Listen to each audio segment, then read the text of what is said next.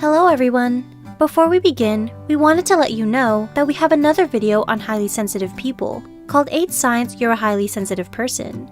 Check out that video first, where we explain what a highly sensitive person is, and then come back to this video, where we break it down further. Do you daydream constantly? Does the thought of sitting still make you angry? Can you taste flavors that others just don't pick up on? You might just be a highly sensitive person. HSPs have senses that are very accurate and react strongly to their environment. But not all HSPs are the same, and characteristics can vary from person to person. Here are 6 types of HSPs. 1. Psychomotor. For these highly sensitive people, standing still is as difficult as climbing a mountain, which they would probably rather do anyway. Psychomotor HSPs experience a surplus of energy. They love doing intense physical activities, such as sports or seeking extreme thrill rides. Psychomotor HSPs also compulsively talk it up, usually very fast, and are very personal and can get quite touchy-feely. Some downsides may include being too competitive and prone to nervous habits, such as biting fingernails and also being workaholics. 2. Sensual. For these HSPs, life is lived in a kaleidoscopic sensory wonderland. All 5 senses are enhanced and highly accurate. Music becomes more soulful, pancakes are more flavorful, and art can be a downright spiritual experience.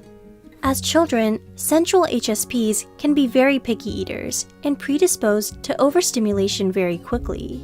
It's important for them to have lots of downtime to unwind from noisy crowds or flashing lights.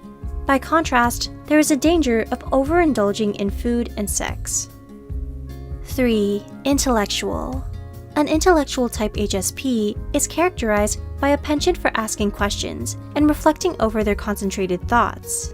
These HSPs have a tenacity for problem solving, can recall information in vivid detail, and observe others with the keen sense of a hawk. The search for truth is of utmost concern to them in a world that doesn't seem to make sense.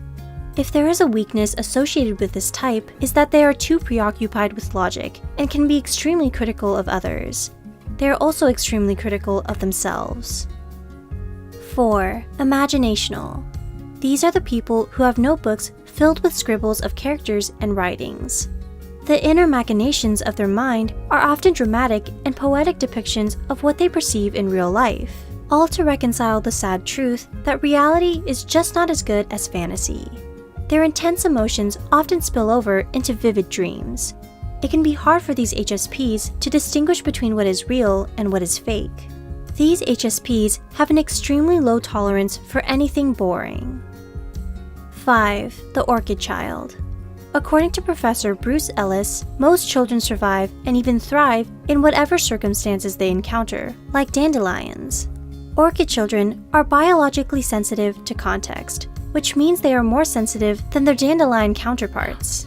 If nurtured in the right environment, according to Ellis, orchid children can blossom into society's happiest, most productive people. But given the wrong circumstances, they can be susceptible to depression and substance abuse. 6. Emotional.